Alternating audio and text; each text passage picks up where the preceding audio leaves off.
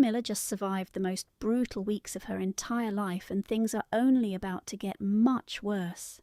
I remember the anger. I was just so incredibly furious about it, and that rage sort of lurked for years. Princess Anne and William joined forces to push Camilla completely out of the family. That pressure became so completely suffocating that Camilla panicked. She sold off a key asset she had held for years, something meant to protect her the very second Charles is no longer the king. Now Camilla is cornered, fully exposed, and staring down the absolute darkest chapter of everything she spent decades fighting to build. And Anne and William are nowhere near finished yet. William is systematically dismantling Camilla's entire empire, and he did not act out of some sudden reckless burst of anger.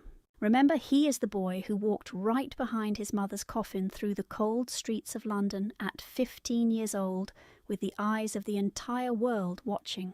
He is the man who spent nearly 30 years saying almost nothing about Camilla, while every single journalist and commentator waited for the exact moment he would finally lose his control. He never lost control once. He waited. He planned. When the perfect moment finally came for his revenge, he moved incredibly fast. Before we look at what he did, you must understand exactly what William controls. William currently controls the entire Duchy of Cornwall. That means £1.2 billion in land prime property and investments built up across nearly 700 years of royal history. Think tenant farms, holiday cottages on the Isles of Scilly and wild Dartmoor. There are commercial investments going back centuries with over £30 million flowing in every single year. When Queen Elizabeth passed and Charles became king, that entire machine transferred to William completely. The very first thing he did was systematically punish members of Camilla's family, and he started directly with Annabel. Annabel Elliot is more than Camilla's younger sister and not simply some busy interior designer. She had been on the duchy payroll for nearly 20 years decorating Charles's high-end properties, and she was never quiet about it either. She told people openly that she would milk as much money as possible from the lucrative arrangement, claiming the king did not mind, and that Camilla would always protect her. She spoke with the absolute confidence of someone who truly believed that royal protection would never run out. She was dead wrong. William took over the duchy and fired her immediately. Annabel called Camilla within the hour, absolutely shaking with blind fury. The first words out of her mouth were, "How dare that boy? How dare he?" She was shaking with rage. She told Camilla that Charles held the ultimate power and she should make him change it. She pushed Camilla hard. "Do something, fix this. Call someone you have the power to reverse this right now." Camilla listened closely, said she had to do something urgent, and then fled. She hung up that call and moved incredibly fast because she already understood something that Annabel, in all her fury, had simply not yet accepted. William possessed every bit of power to do exactly what he had just done, and absolutely nobody was going to stop him. What William did next upset both women even more. He brought in his own inner circle to fill the space where Camilla had planted her family members, loyal friends from his personal circle, the godparents of his children, people whose absolute loyalty was to him and only him. The message that sent required no translation from anyone. Camilla's family only had access because Charles put them there, but Charles was no longer in control of the institution. So William simply kicked them all out. But all of this was nothing close to what came next. William ensured that access to Crown events was quietly pulled back from the Parker Bowles family. Official appearances where members of Camilla's wider family fully expected to be present were suddenly and quietly restructured without them. William was systematically removing absolutely everything with Camilla's stamp on it. The moment Laura Lopes, Camilla's daughter, heard exactly what William was doing, she snapped that he had zero right to erase their family from a life they had built and earned. She said it loudly and to the wrong people, which got back to William. He warned that if she dared show up uninvited, she would leave without her legs, and absolutely nobody laughed. On the actual day, Camilla finally understood the full picture. She was sitting alone at Clarence House. A new document had been placed on her desk, a detailed summary of upcoming official engagements with the hospitality lists attached. She sat down and stared at it. Key names she had fully expected to see were just completely absent. Camilla stood up very slowly and walked to the window, standing there in total silence for a long time. Her hands hung heavily at her sides, completely motionless. When she finally turned back around, she looked like someone who had been dreading a very specific dark answer for years and had just received it. She whispered, "One thing, he has been planning this for a long time, hasn't he?" Then she abruptly cancelled the rest of her day, offering absolutely no explanation to anyone. There is one more thing William is quietly doing that has touched the hearts of those holding Diana dear. At that exact same moment as Annabelle's name was fading from the payroll, William was quietly funneling duchy money toward every single cause Diana had once bled for. The very shelter for the homeless she had visited in 1995, sitting inside and holding people's hands. Or the HIV foundation she had fought the establishment tooth and nail to fund in 1991, back when critics were calling the disease shameful and untouchable. And a small mental health organisation Diana had visited privately in 1996. No cameras and absolutely no press. She went because someone she deeply loved was breaking apart and desperately needed help. She begged them to keep it quiet, and it stayed private for nearly 30 years. Almost nobody left alive even knew that visit had happened. But William knew. Someone had told him, and he quietly wired the money without saying a single word. Once it was finished, William gathered a small group of people he trusted deeply. Then they raised their glasses. Someone whispered to Diana, and then everyone repeated those words. Insiders say the room went completely silent after that because it did not feel like a simple toast anymore. It felt as if she was standing right there in the room with them, as if she had been waiting a very long time for this moment and had finally truly gotten it. Back when Charles controlled the Duchy of Cornwall, he used those funds to support Camilla and her family's lifestyle. Now William holds the keys, and he is doing exactly what his mother would have done. And not one person inside that quiet room felt even slightly sorry about it. But to truly grasp why William's fury runs so incredibly deep, you have to understand what Camilla actually did to Diana. Not the sanitized version printed in the newspapers. The raw truth of what happened behind closed doors, and it is far darker than anything the public has ever been told. Think about what Camilla actually did to Diana. Sure, the affair is what the entire world knows about, but that was not the absolute worst thing she did. This absolute worst of it was written in a letter, a note Camilla sent to Charles with the relaxed, comfortable confidence of a woman who had already decided in her own mind that Diana's young sons would eventually belong to her. Diana stumbled upon it at Highgrove. She had walked over to Charles's private desk for something entirely mundane, and there it was, tucked right inside his diary. Diana recognized Camilla's distinctive handwriting the very second she saw it. By that stage in her broken marriage, she had spent years learning to recognize exactly what those penned letters looked like. She slowly opened it, and I want you to pause right here with me because what she read was not what you would expect. The note was not passionate. It was warm, domestic, and utterly comfortable. It was the kind of message written by someone completely relaxed about what lay ahead, simply because they had already decided how the story ends. And inside that future, Camilla wrote about William and Harry directly, by name. Not merely as Charles's distant kids, but as children, she looked forward to actively raising, being there for, and mothering in every single way that truly mattered. She had written herself directly into the role of their mother. Diana's hands were violently shaking by the time she finished, and she did something that shattered everyone who saw it.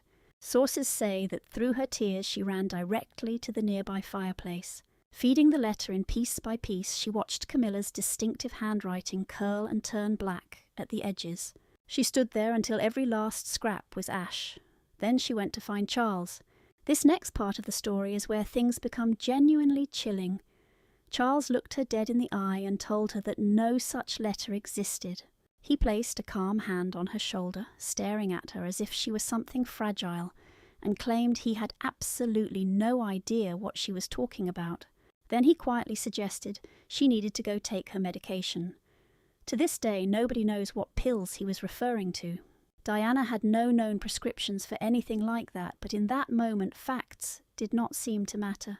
Something deep inside Diana shattered right then. She screamed at him, yelling about his mistress and how Camilla wanted to take her boys away. She was shaking violently, her voice cracking as she repeatedly screamed, "What do you know? What do you know?" The words poured out of her faster than she could control them, and even 30 years later, you can still hear the sheer panic of a woman whose mind was on fire. Charles simply stared at her for a long, silent moment. Then he quietly warned her that people were watching, turned around and walked away. Just like that. Diana stood completely alone in the room, her face streaked with tears.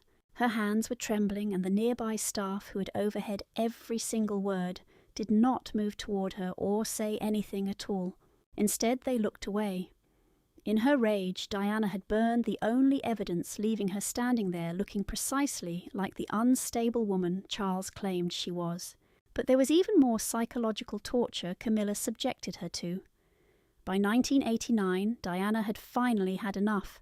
She cornered Camilla at a crowded party and unleashed years of built-up anger, telling her to stop destroying other people's marriages.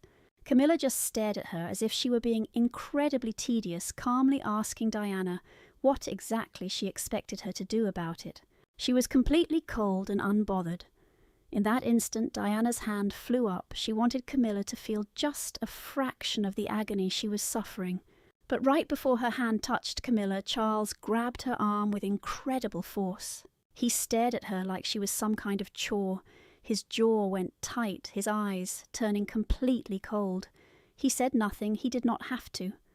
Diana just stared down at his heavy grip on her arm. She saw exactly where he was standing, right next to Camilla. Something deep inside her cracked wide open right then, and it never quite closed back up. She walked out. Shaking in that dark, lonely car, nobody came out to help. Just a woman sitting all by herself in a freezing car outside a party. Meanwhile, the man she married stood indoors next to the very woman who had just asked her what on earth she expected anyone to do about her suffering. That is what they actually did to Diana. That is just a fraction of what is hidden inside the royal archives. And now you can see exactly why Princess Anne could not keep quiet for another second.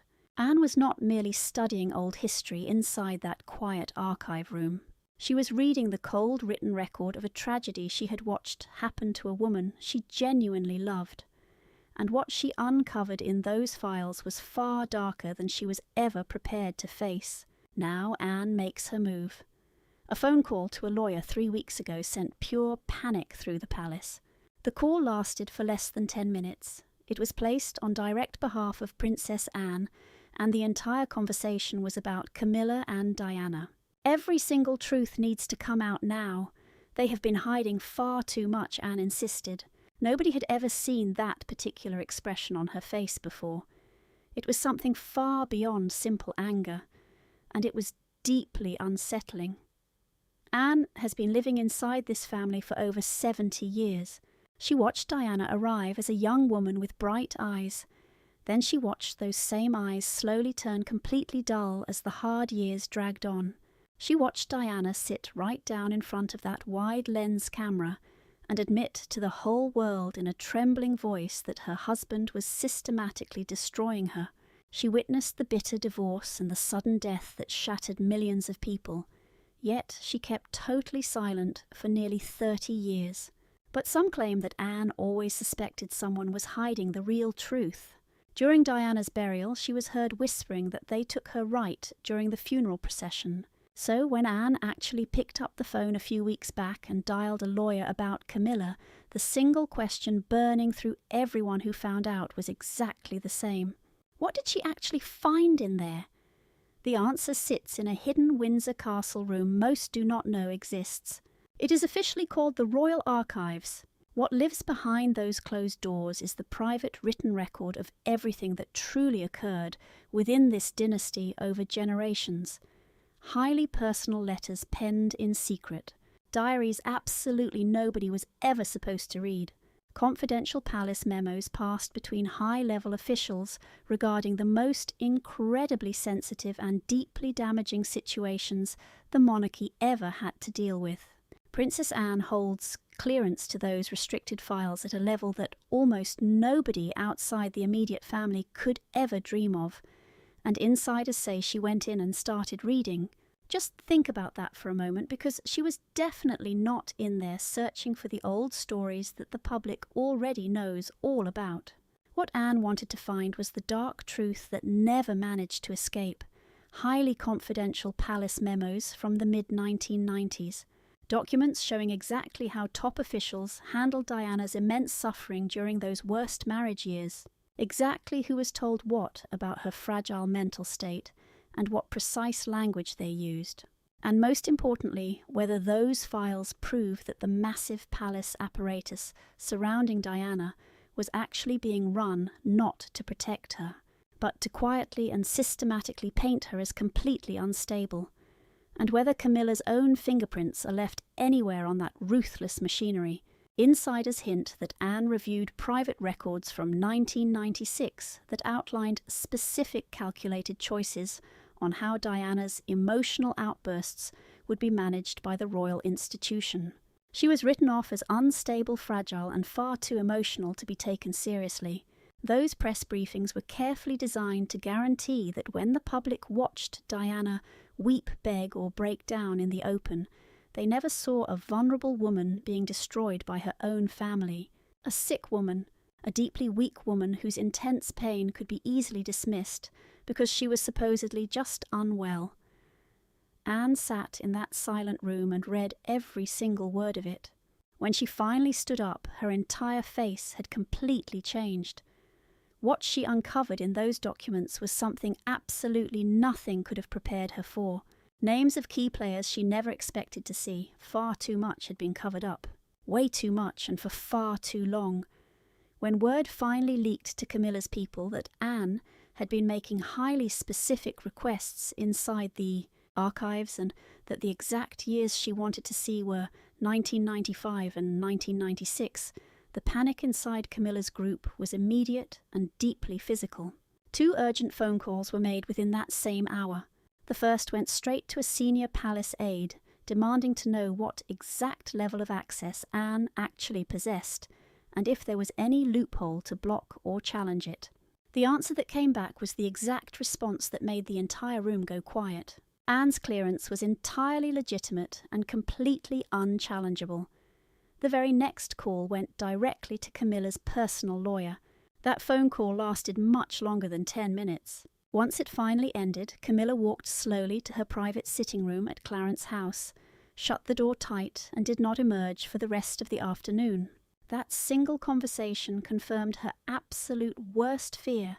The dark secret she had spent 30 long years believing was safely buried, where absolutely no one could ever dig it up. She had been dead wrong this whole time. If all of that was not already enough, what was heading straight for Camilla personally was far more intimate and incredibly final. And the worst part, it was all hitting her at the exact same moment. Camilla's darkest day yet. There is one thing that reveals more about a person's true inner state than any carefully polished public statement. It is how they act in secret, what they do when they think absolutely nobody important is watching them, and thinking she was totally alone. Camilla panicked and quietly sold off the only sanctuary on earth that belonged solely to her, her beloved private estate, Ray Mill. This Wiltshire retreat was hers long before she married Charles, way before the coronation and the endless drama. Ray Mill had stood there through it all. She used to call it her ultimate personal escape, and once described the quiet garden as the best therapy in the world. Now she has burned her only remaining escape route, because she is so deeply tangled in this royal life that nothing else exists for her outside it. That is how the royal life becomes a trap with zero escape. Camilla is desperately banking on just one single thing now. She is relying on the hope that William cannot possibly be cold enough to cast out an elderly queen consort and leave her completely empty-handed. She is betting his basic human decency will prevent him from leaving the very woman who stood beside his father entirely without a home. But palace insiders hint that is precisely what William intends to do, to shut her out completely and cut off her access for good. He wants to strip away everything tied to the royal family because in his eyes, none of it actually belongs to her. And Princess Anne's sources claim will stand firmly by his side when he does. Soon after William sent her a brutal ultimatum, but you need some critical context to understand it. Sarah Ferguson's name recently surfaced in the highly sensitive Epstein documents released by the United States Department of Justice. While no criminal actions have been proven against her, the arrest of Prince Andrew makes the connection painfully real and heavily documented. The internal fallout inside the royal house remains incredibly severe. William delivered his stance to Camilla very directly, leaving absolutely no room for debate. Cut all ties with Sarah Ferguson publicly and forever, or face the massive consequences of remaining linked to her. Here is the reason that demand was so calculated and cruel. Sarah Ferguson was never just a casual acquaintance to Camilla. She was the lifeline Camilla reached out to during those dark years when the public despised her and threw endless vitriol her way. Ferguson stood by her through the absolute ugliest moments. And now that Sarah is the one drowning, William wants Camilla to ignore her calls. Camilla let that brutal choice sit for several agonizing days without giving any reply. When she finally confronted the palace aide who delivered the message, she simply said she understood the prince's position. She spoke with zero hostility and total quiet clarity, and then she chose to ignore the demand. It was not because she was blind to the stakes. She knew exactly what this act of loyalty would cost her, and she chose to do it anyway. That defiant choice, insiders say, was the exact opening William had been waiting for. It handed him the perfect excuse to justify all the harsh moves he was already making against her behind closed doors. Camilla chose her loyal friend, and it may be the last truly free choice she makes inside those walls. Yet even with things this desperate, there was still one powerful figure who had the authority to halt William's campaign against her: King Charles. But his silence might surprise you. The king cannot protect her, and he knows exactly why. This is the most difficult aspect of the entire situation to process, because Charles is 76 years old and fighting a serious cancer diagnosis. They never named the exact illness, they kept it quiet. But he has been in treatment since early 2024, pushing through 2025. Sick as he is, Charles sees everything. He watches Anne and William punish the woman he loves, a nightmare triggered by his own decisions, and he is powerless to save her. Just consider what shielding Camilla would actually require him to do at this stage. It would mean ordering William to hand back everything he stripped away. But William would just look at his ailing father and refuse, and they both know that. It would mean telling Princess Anne to abandon her research in the royal archives and drop whatever case she is quietly building. Anne would simply refuse, and Charles knows that as well. And it would mean taking a public stand against both his heir and his sister, at the same time defending a woman whom a huge portion of the world still blames for Diana's misery. The political price for that move would be astronomical, but the personal toll would be even worse than the politics. Because to mount that defence, Charles would actually have to believe in it himself. And when he retreats to his private quarters at the end of the day, he simply does not believe it. He simply cannot bring himself to say that Diana's pain matters less than Camilla's royal standing. He just cannot bring himself to say it because deep down in that tiny part of him that is still honest, he knows it is not true. Insiders claim Charles confided in a senior aide during this dark period, sharing what that aide later described as the absolute saddest thing they had ever heard from another human being. He said he spent his whole adult life believing that if he was just patient enough and honest enough, and truly willing to pay whatever steep price was demanded, then the story would finally be allowed to be what it actually was: a simple love story, heavy and incredibly painful, but entirely real. He hoped Diana's deep suffering and his devotion to Camilla could eventually live together in history, without one completely erasing the other. What William and Anne are building together is the definitive final answer to that belief. The answer is no. Diana's immense suffering does not sit comfortably beside his love story in the history books. It was actually produced by his love story. Now here is the real truth sitting at the very centre of everything. Camilla spent 30 long years fighting for Charles, fighting for his affection, his marriage, his crown, and the seat right beside him at every single state occasion.